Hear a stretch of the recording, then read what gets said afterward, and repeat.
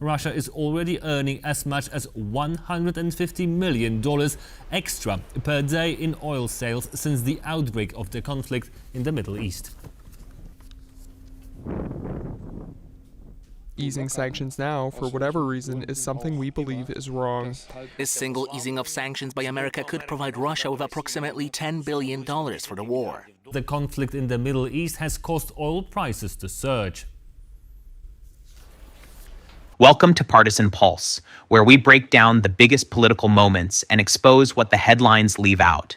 Today, we're diving into a decision that directly impacts your wallet and America's standing on the global stage.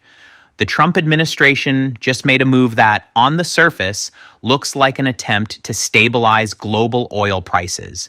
But dig a little deeper, and you'll find it's a gift-wrapped package for Russia, funded directly by you, the American consumer. This is about who profits when you pay more at the pump. The US Department of the Treasury issued a license yesterday lifting sanctions on the sale of Russian petroleum products until April the 11th. However, the license only allows for the sale of Russian oil that was loaded onto any vessel on or before March the 12th. Since the beginning of the war in Iran and the subsequent surge in oil prices, Russia has already seen an increase in oil revenues. According to reports from the Financial Times, Russia is already earning as much as $150 million extra per day in oil sales since the outbreak of the conflict in the Middle East. Wait, what? The Treasury Secretary claims this won't provide significant financial benefit, but Financial Times reports Russia is raking in an extra $150 million per day. That's not how that works. That's documented. This isn't some minor side effect. It's a direct, massive cash injection into Putin's war machine, courtesy of a policy designed to allegedly stabilize prices. Think about that. Every time you fill up your tank, a portion of that money is now indirectly flowing straight to Russia, funding their aggression. This is where it gets serious. This isn't just a miscalculation. It's a glaring contradiction that impacts your pocketbook and global stability. In Paris today, President Zelensky met with Emmanuel Macron as Ukraine seeks to maintain the attention of Western partners whose focus has recently shifted to the war in the Persian Gulf. Volodymyr Zelensky said the US decision to ease sanctions on Russian oil would not help end the war or achieve peace in Ukraine. Zelensky also warned that lifting the restrictions could provide Russia with about $10 billion to fund the war. We're hearing signals that this is intended to stabilize the situation. But in my view, its logical impact is entirely different. The fact is that Russia spends this money on weapons, on drones above all, which strike Ukrainians en masse. And as we already see from intelligence reports, these same drones are being used against Iran's neighbors, Middle Eastern countries, as well as against Europeans and Americans present at various bases there. Therefore, lifting sanctions only to have more drones flying at you later, I believe this ultimately is not the right decision. This single easing of sanctions by America could provide Russia with approximately $10 billion for the war. This certainly does not help peace.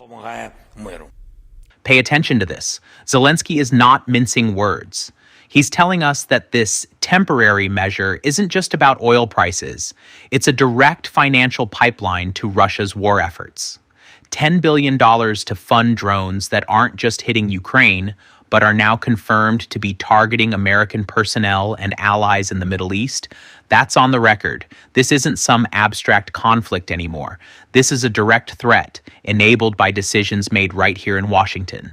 If this kind of breakdown matters to you, this is exactly what we do here at Partisan Pulse. We expose these connections, showing you how policy decisions ripple directly into your safety and the stability of the world.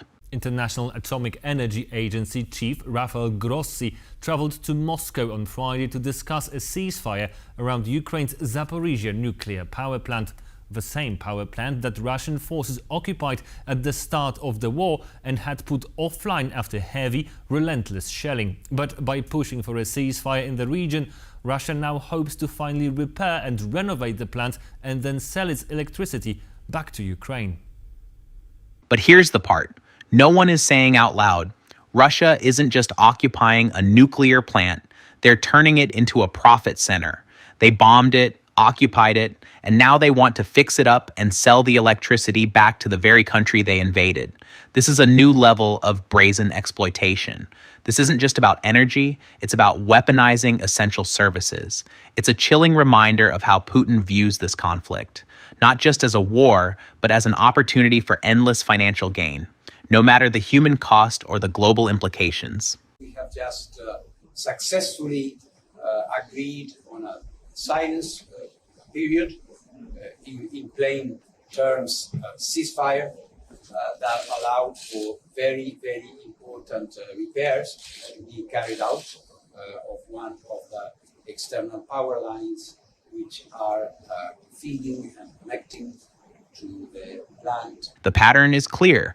America makes a move, Russia profits, and you, the American consumer, end up paying the price, either at the pump or through the erosion of global stability.